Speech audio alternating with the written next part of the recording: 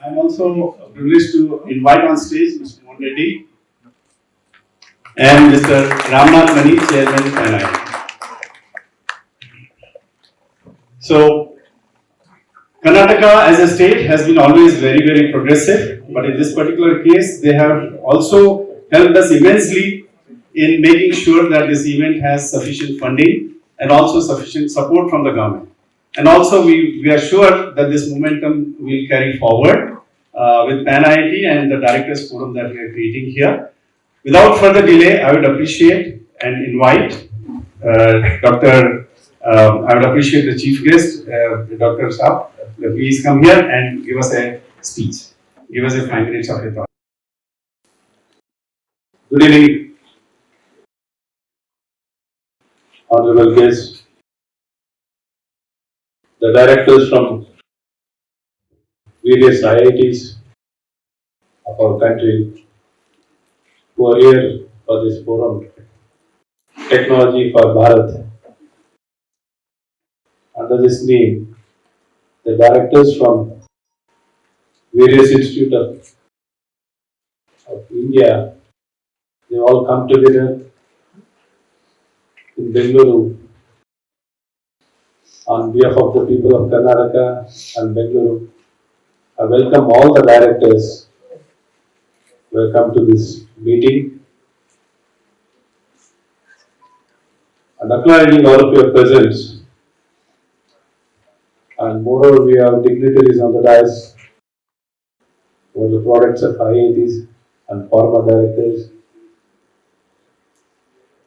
It's really, I feel extremely good that the directors have come to Bangalore. And Bangalore is known as all of you are aware and all of you know, it's the Technology and Innovation Center because of the talent among our engineers and scientists which has made this to happen. The beginning foundation for Bengaluru, it all started with the Institute of Science and many other institutes of national importance. It was the real foundation for Bengaluru to emerge to this level. It was all because of the institutes which started in Bengaluru. And moreover, the IITians who were passed out from various institutes, they all came to Bangalore. They started with a small beginning, humble beginning. They grew to become a big companies. Even from starting with our Narayana Murthy, Nandan Sir, many more people, and many more companies. Because of all their efforts, today we are reaping the fruits. As all of us are aware that our economy, our system, it's a knowledge-dependent economy. And more so, it has made a big difference for the state of Karnataka. In our GSDP, 25% is from technology, science and technology, innovation, product development. It's all related to the technology and innovation area. It has made a huge difference for our state and for our country.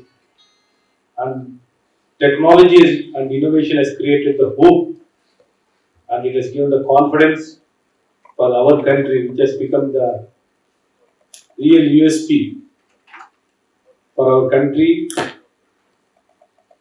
to project ourselves or to build our country based on the innovation and technology. That has given the real confidence that we can make up and we can make a big difference, we can emerge stronger and we can compete with any other country. This has given us a lot of confidence. So, based on this foundation and based on this strength, how best we can leverage in the government, in our society and system. That's very important. Since the very good foundation, very good beginning, very good direction has been given. So, from the state government and government of India, Modi ji has been always insisting and promoting science and technology in the best possible way in all given opportunities. He's been always trying to promote it. And in the state level, fully understanding the strength of our state and our city, we are focusing a lot on technology. And this technology has made a big difference from common man to everybody. And the benefits have been more beneficial to the lost man in the society, more than the rich people or the top people. It has benefited the more so the common man. The technology has made a big difference and it has made a huge impact. Being a people's representative, we could see the difference, how much of difference the technology can. The voiceless people can get a voice. He can be read out. He can be corrected very easily. And everything can be captured, everything can be documented. And it becomes very easy to administer. Earlier, it used to be very unwieldy. Now it has become very easy to manage the system.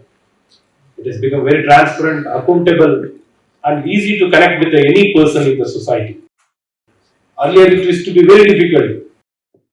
Unlike before the application of technology or the governments in the governments, it used to keep up with the large section of the society very far away. There used to be a lot of gap between the system and the people. So the technology has made a huge difference and it has created a lot of hopes and it has made a huge difference in all sectors. Name it, every sector. In all sectors it has made a huge difference. So based on this strength, we need to further strengthen and further empower our people and adapt all the latest technology in the system. Unless we don't adapt, there are many good things. Many good things are happening in Bengaluru. But still we are not adapted many things. We are still adapted very few things. Very few things have been adapted. Fully being aware that it can be, make a big difference. Even then we are not still adapting. So if we are able to adapt, we can see a big difference, big changes. Let it be in the terms of economy, let it be financial growth, let it be in the terms of revenue, or the social changes, political changes. We can see a lot of good things. We can see many good things, only good things we can keep seeing, witnessing.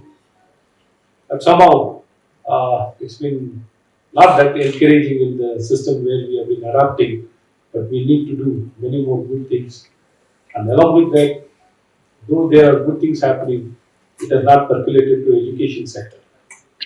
Along with the government, the education sector also, the quality of education, except for few institutions, majority of the institution, we don't see the quality of education. It is only after passing out, hands-on experience, working under some particular industry or sector, they gain more knowledge. During the learning, the kind of quality education they are supposed to get, they are not getting. Though we have many years we have emerged, and though we have produced a lot of good doctorates, postgraduates, many more things, many universities, still the quality is not to the expected level.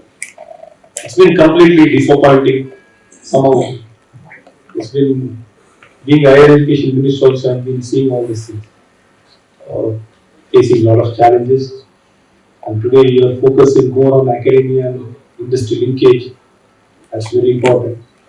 We are trying our best how to improve the system in education, trying to bring in a lot of reforms and changes so that effectively we can bring in a lot of changes in the education sector, starting from Montessori till the higher education. And Montessori also very important. Our government education is to start from first standard, but we are now emphasizing more on the pre-nursery, preschool. That's a very important, crucial area where we need to promote and strengthen on the basic foundation. We are working how best we can provide a quality education in the between the age of 3 to 6. That's a very important area. And further, we are trying to improve the education system in all the levels.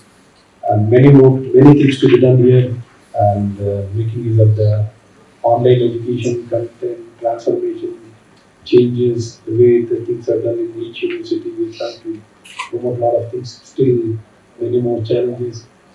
Still, we are far behind in the education institutions, because normally the economy or the changes in society should be institution driven, but it is more of here, it's industry driven. So changes should happen, it should become more of this institution driven changes. Institution should emerge very strongly, more of a churning of graduates producing a quality education. But IIT in this country has made a huge difference.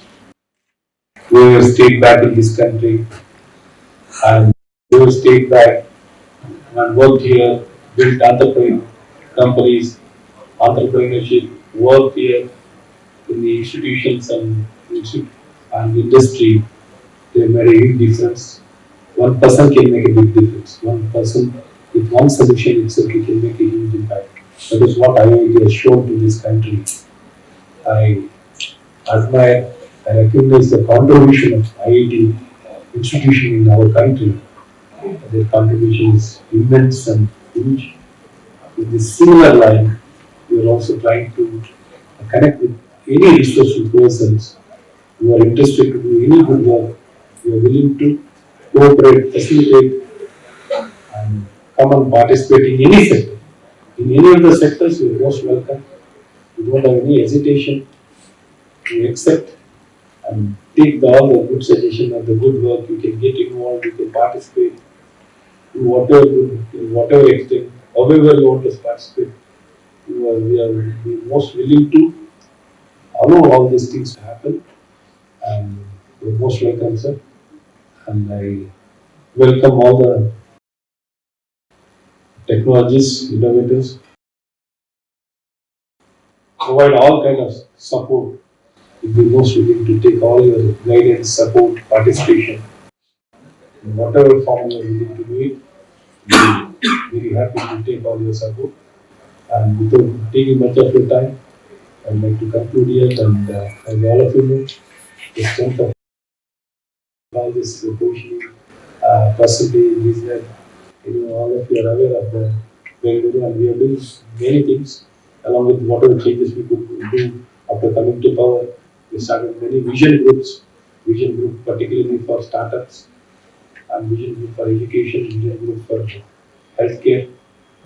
Some of these specific areas we wanted to connect with all sectors, all stakeholders, because whenever we made, people used to come out with a lot of ideas, a lot of solutions, suggestions, but that has to get converted into reality.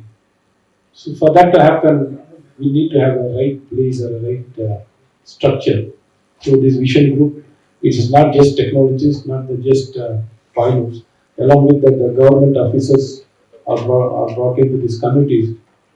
They can connect to each other and solve most of the issues, and we can come to a conclusion where the government and even the technologists or the entrepreneurs can come with a common solution which will be acceptable to even our officers as well as to the technologists or innovators, so that the solution can emerge and it will not just end up in only discussion or in the report or recommendation.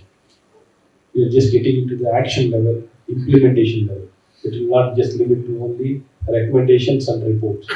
We are trying to go beyond all these things, and we have done many good things, integrating with all the various specialists and technology. And we started Karnataka Innovation Authority also, PAN sector, regulatory sandbox for all the sectors, not just limited to one or two sectors. It was for all the sectors.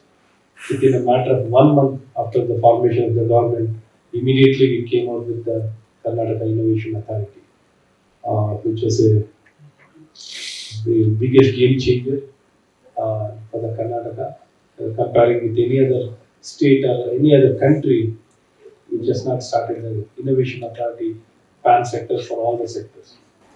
So like this, many good things we have done and many good programs we have initiated in our state, which has been going on very successfully, and we are further strengthening all these programs and promoting.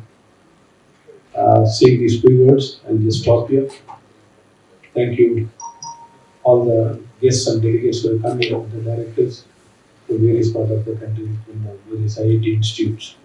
Thank you, sir. Thank you very much, Dr. Ashwat Narayan, for sharing your views with us. And certainly, PAN IIT will do its bit to assist in whichever way in the state of Karnataka. I am now privileged to invite Padma Bhushan, Mr. Muthuraman, ex alumnus from IIT Madras, to deliver his keynote speech. Good evening to all of you. Mr. Ashwat Narayan and friends from the IIT alumni and the IIT fraternity. It's an extremely challenging task to give a lecture or an address to a group of people whose primary profession is lecturing all over. But let me see what I can make of it and what I can do. I'm sure all of us know that for any nation to become economically prosperous and socially prosperous, one of the biggest lever is higher technical education. Without a higher technical education, there is no instance of any country in the world which has achieved economic prosperity on a sustainable basis and a social peace on a sustainable basis. This is something which we must remember. This is true of the United States for many years. This is true of many countries in Europe. This is being true of China today, which is taking a big leap over many countries in terms of higher technical education in many fields. I spent some 5 years in IIT Madras between 1961 and 1966. And I have very fond memories of that place. We had some wonderful faculty. I think about 30 or 40% of the faculty were Germans those days, between around early 60s when the IIT Madras was formed. And we had terrific infrastructure in terms of hostels, in terms of buildings, in terms of lab facilities and facilities in the office, facilities in the hostel and so on. We had a very diverse community in terms of students from all parts of the country. And it looked that there was a lot of funding that was coming from the government, although we didn't know what it was. It did look there was a lot of funding which came from Germany. So everything looked hunky-dory and we learned a lot of things. And many of the things that we learned, that I learned for sure, and I does in those 5 years, have stood me in good stead in my starting of my career and in the progress of the career, whatever I may have achieved in life. So I am grateful to the IIT system for having made me what I have been fortunate to be in this world. But those were 50, 55 years ago. Things have changed. Over a period of time, the world itself has become different. It's high-speed world today. India has become different. Post-liberalization of 1991, India has been growing at the rate of about between 5 to 6% on an average over the last 25 years, over the last 30 years. And we all know that if India does not grow at 10 to 12% per annum for a sustainably long period of time, over a period of maybe 25, 30, 40, 50 years, India will be in difficulty and it will be in serious trouble of having to face the social unrest. To make that institute market oriented and to make that institute, the freedom that is necessary to operate that entity. So all said and done, I don't expect the government to increase the funding in a very major way. So where do you find the funding? Where do you find the money to operate it? The next avenue, of course, is tuition fee. It is like a holy cow in India. The tuition fees at our IITs, I think, is probably 2 lakhs per year or 1 lakh per semester, if I am not mistaken. So 2 lakhs per year is awfully low. I mean, you cannot imagine if I give you the figures in the US and in China. This 2 lakhs per year is perhaps covers, I don't know, maybe 12% or 15% of the operating budget of the of the institute, maybe 10 to 15% or so. Depends on the IIT, depending on the institute. Now at Stanford, the tuition fees, of course, they are very exorbitant. It's a high cost country. For undergraduate students, undergraduate technical students, it is $70,000 per year, approximately. No doubt it is exorbitant. But this $70,000 per year covers only 50% of the fees, 50% of the operating cost of Stanford. Again, we may say that US is very costly and we can't emulate the example of US. In China, tuition fees, there were no tuition fees prior to 1978, I think, because they felt that government should bear all the cost and it is the government's job to provide education to students and so on. But they have realized when they instituted reforms in 1978, they made this as one of the policy, and I think it's called, there is a chapter or there is a book or there is a publication called Tuition Reforms of 1980 in China, which prior to 1978, the tuition was zero. Today, it is about 35% of the cost operating budget, 35%, one third of the operating budget comes from the students. It used to be 13% in 1995. In 1978, it was zero. In 1995, it was 13 or 14%. And today, it is about between 35 and 40%. Now, in India, students pay something like 10 to 20 lakhs per year for management education. And management education is far less expensive than technical education. We all know that. I don't think there is any research that is required. But we pay only 2 lakhs per year and we think fees should not be increased. Why is the government deciding the fees of IITs? I cannot understand this. How can you say that you produce world-class quality and become in the top rank, but I will not give you the money, nor I will allow you to generate money? So there is a problem. There is a problem of mindset in this country as to what is meant by higher technical education and what does it involve, how much does it cost, how much does an equipment cost, how much does facilities for doing research cost. Many of these things, there is an absolute lack of understanding on these subjects. Now, at this stage of development, India needs more engineers, more technologists, more scientists than actually more management people. We must realize that.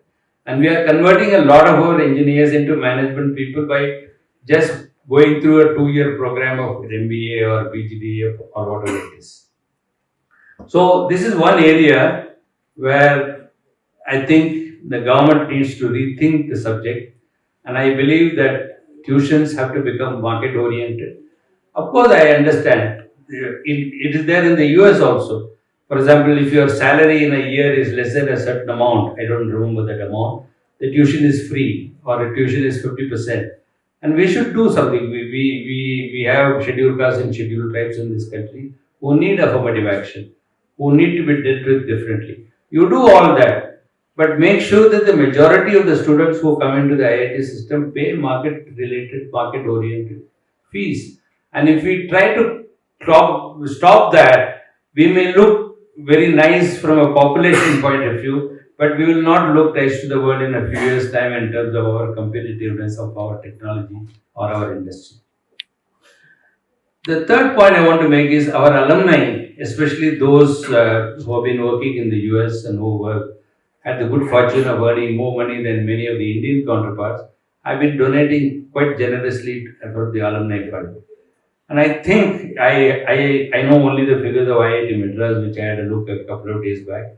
I think the alumni funding is something like 10% of the budget, or the total endowment that comes from the alumni is about around 10% of the budget, which is about 100 crores a year or something like that. And I want to give you a figure, frightening figure from Stanford. Stanford's endowment fund, as of now, is valued at $28 billion, which is 200,000 crores is the value of the endowment fund, which has been generated over many years, maybe over 100 years and so on and so forth. So one may think that that figure is sort of not relevant. But you can see that in China it is beginning to happen.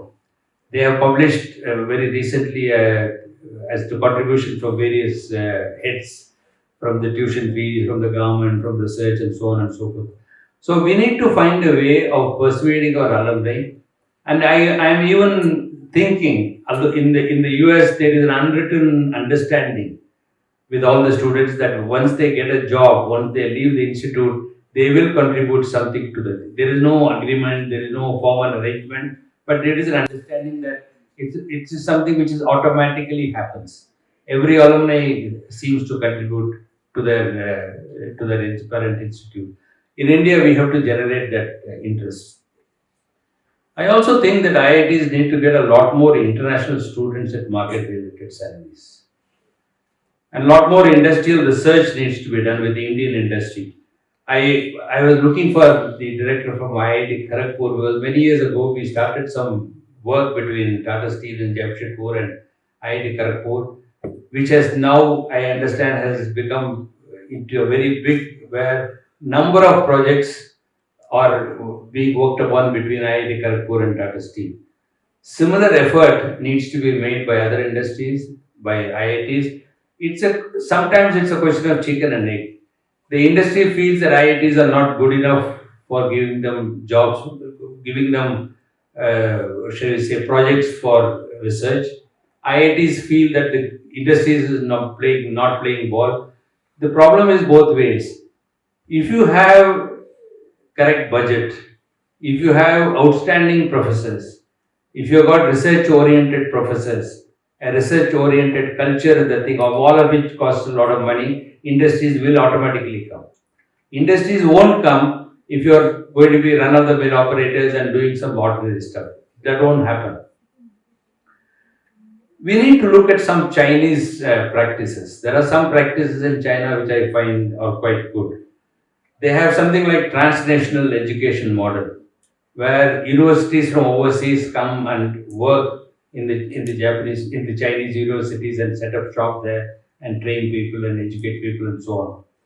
They've got things like executive PhD programs, executive technology MBAs. In short, what I'm saying is, can our IITs think of revenue streams other than the conventional revenue streams of today? For example, we have got what? IIT Madras will be having some 9,000 or 10,000 students at any point of time. Can students earn for the institute and for themselves while learning? Is there a way it can be done? I don't know. I don't have the answer. But if we do not think in this manner, I'll give you I'm sure Kalyan Chakravarti is here and he will show a movie on, or a audiovisual on Praja Foundation. Praja Foundation is a foundation which is Pan IIT Reach for Jharkhand, which is a 50-50 joint venture between Government of Jharkhand and Parfi. Pan IIT Reach for India. It was started, I think, in 2013 or 2014.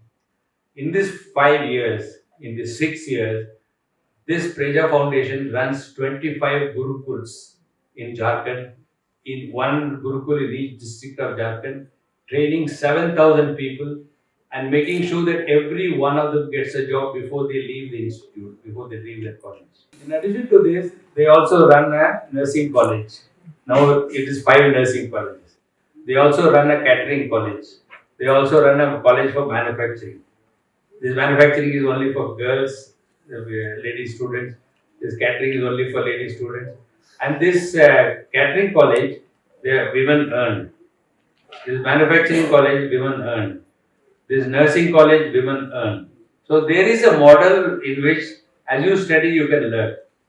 The point that I am trying to make is that there is a need for IITs to rethink themselves and generate enough funds to be able to provide an education which can be called as world class.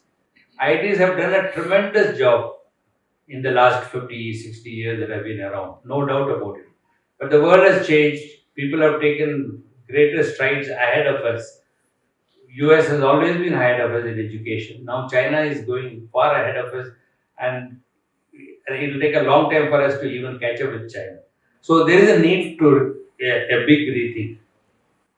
In essence, what I'm saying is that the operating budget of our IITs need to be enhanced to several times more than the current, in order to do the various things that are required to be done to make it world class. In fact, I have a figure in my mind. If today's budget for each IIT is somewhere in the region of 800 crores or so, my figure for 2030 is actually 10,000 crores for each IIT. It may look completely stupid. It may look completely off this guy must be off his rocker. But I can tell you one thing, unless we keep something like that in the forefront and in our mind, in our visionary mind, and then work backwards as to how can we achieve this. If China has been able to achieve it without government support, why can't we do it? We should be able to do even better. So that is the way we need to work on. We need to prepare. I hope the directors forum that has been formed now, after some 50 or 60 years of IITs being around, I'm happy that it has been formed. And I would believe that one of your first key tasks should be to prepare a 25.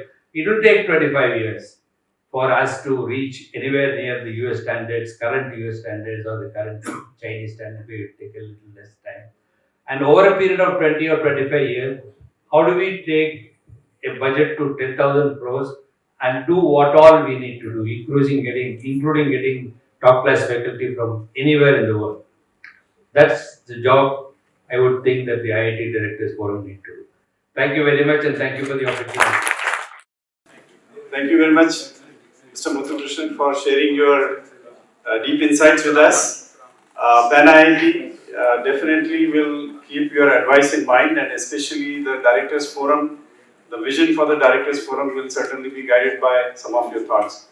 On one of the points, sir, that you shared about the technology for social purposes, I do want to inform you as well as the audience here that as we sit here, 50 plus teams chug along in IISc at a hackathon called Solve for Bharat, and they are all working on problems, social problems to be solved by technology. And that will be concluded tomorrow, and I hope the results that come out of that hackathon will be certainly implementable and will take them forward. It is now my privilege to invite Dr. VVR Mohan Reddy. Earlier today, Directors Workshop was held, and it was moderated by Mr. Reddy, Dr. Reddy. And I would like you to please share what happened there and a summary of what we concluded. Thank you. Honorable Minister Dr. Ashwath Narayan, dignitaries on the dais, dignitaries off the dais, ladies and gentlemen, a very good evening to all of you. I have a daunting task ahead of me, 8:15, 8:20 right now. And so what am I trying to do is stand between you and your dinner. That's not a great job for me. But all the same, having spent considerable amount of time today, let me sum up a few things for all of you. And before I do that, first let me congratulate Pan IIT for starting this initiative called Tech for Bharat. Thank you also to Pan IIT for inviting me to moderate this forum called the IIT Directors Forum. Before I get there, Tech for Bharat initiative that they started couldn't have been started any time better than now, because several of us believe that technology is at its best.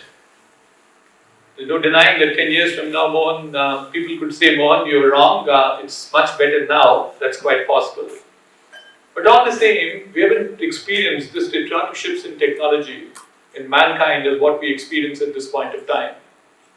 Whether it is to do with connectivity, or it is to do with genomics, or you can look at manufacturing, whether it's robotics, it's 3D printing, or it is to do with energy, whether it is storage, low-cost discovery, all of that certainly makes the world far, far different from what it was so far.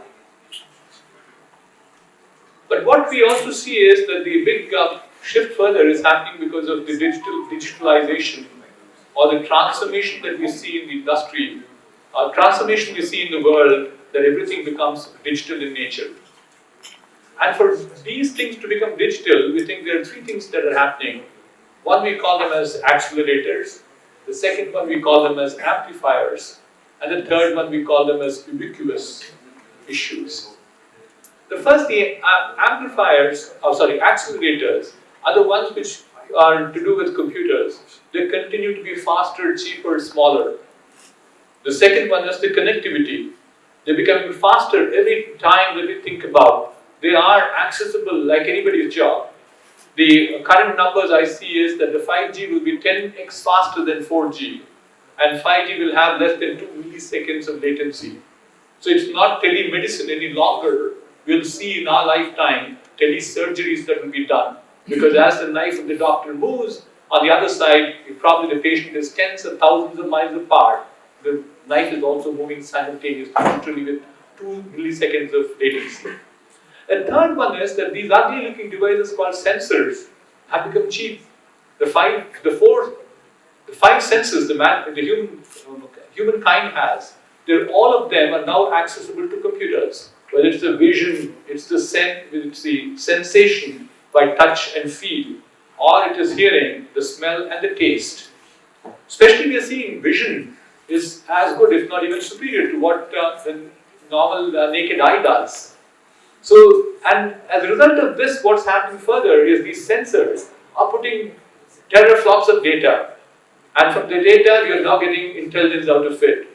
So the sum total of the story I have is acceleration of technology. Added to that, there's also amplification, accessibility of technology at a very young age.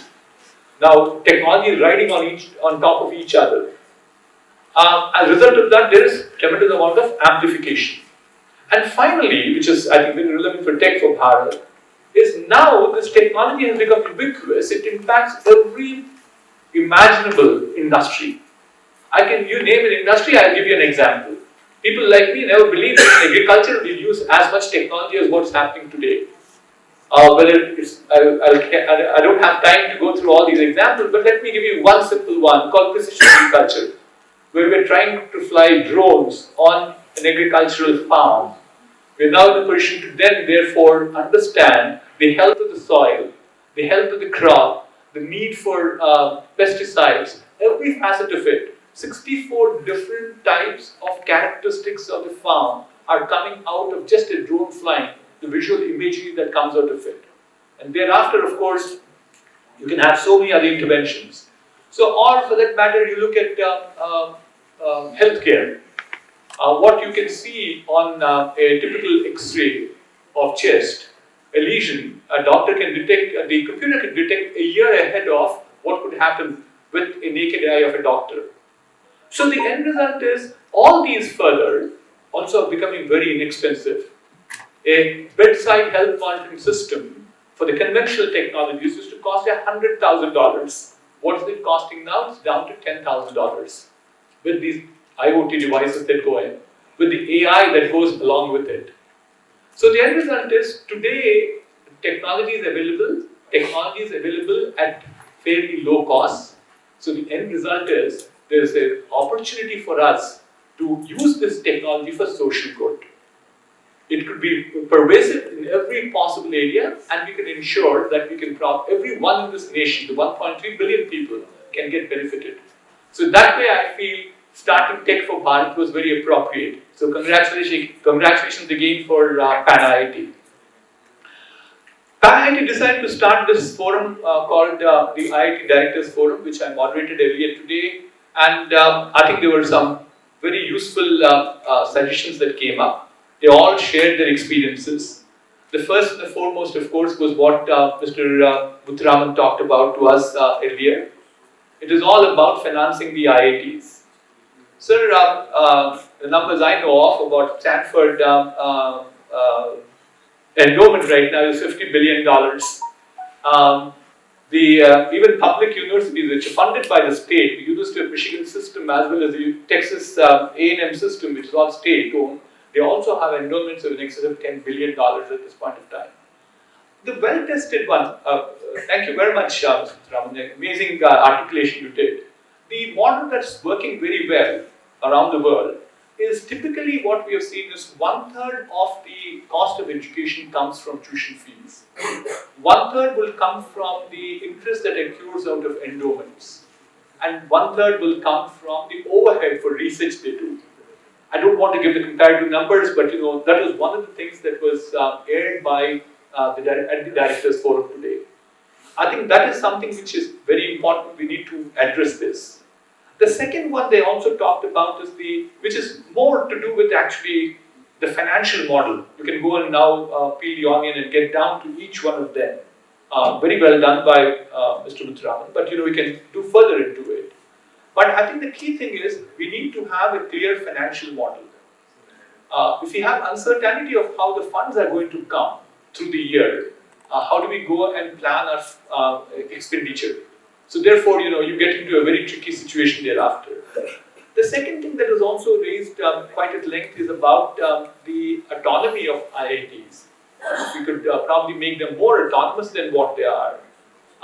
Several of them we don't have chairmen of the board. Several of them we don't have the directors for the board.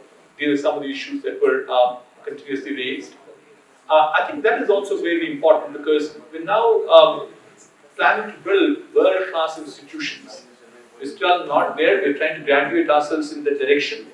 But we have to build those world-class institutions. So autonomy and governance becomes important. I happen to be on the board of University of Michigan Engineering. World-class board, world-class contribution. It's not board for board's sake. What we see is certainly there is enormous amount of wisdom, experience, knowledge, connectivity that the board brings to the institution. There were several more things that the forum has talked about in terms of global excellence. What do we do in terms of more amount of teaching, more amount of research? How do we collaborate with industry? I've got a long list of things, but I think the assurance that came from the PAN-IIT and me personally too is that we will work with the directors to make sure some of these will be addressed to ensure that we have truly world-class institutions built in years to come. So that way it was a great forum that PAN-IIT did. And before I conclude, I've also made some more suggestions for the IITs, and I want to repeat them very briefly. The one is the future of education different from what it is today. To me, the student has changed, the class has changed, the content has changed, the pedagogy has therefore to change. The student attention span has become very short. He has got multitude channels from which he can access the knowledge. So if you truly want to make the student, and you as a teacher or the institution relevant to him, you've got to make student what he requires, what skills he requires. And today the whole world is going towards experiential learning. We want to get that experience into the hands of the student. So one request I had was about the future of education. The second one that is also relevant is that we are also seeing that the technologies have become very interdisciplinary in nature. It's not any longer in silos of mechanical engineering, electrical engineering, electronics engineering, and thereafter metallurgy and so on and so forth. You look at a simple thing like an automobile today. An electric vehicle is no longer mechanical engineering. There used to be those very sophisticated mechanical engineering devices that disappeared. It's now all to do with storage. How do I do more amount of metallurgy? Can I do some 3D printing for stationary objects? So the interdisciplinary nature becomes very important. And finally, without which I can't step off from the stage, is entrepreneurship becomes extremely important. That's a key driver for this nation in terms of creating employment. So therefore, I think we have started a few initiatives in some of the IITs, a minor in entrepreneurship, innovation centers, incubation centers, making sure that this mindset of our young individuals who are graduating from the IITs and even out of the IIT system too, would definitely start thinking in terms of becoming entrepreneurs, becoming job creators as opposed to job seekers. So those are some of the remarks that I wanted to make. Thank you very much again, PAN-IIT, for giving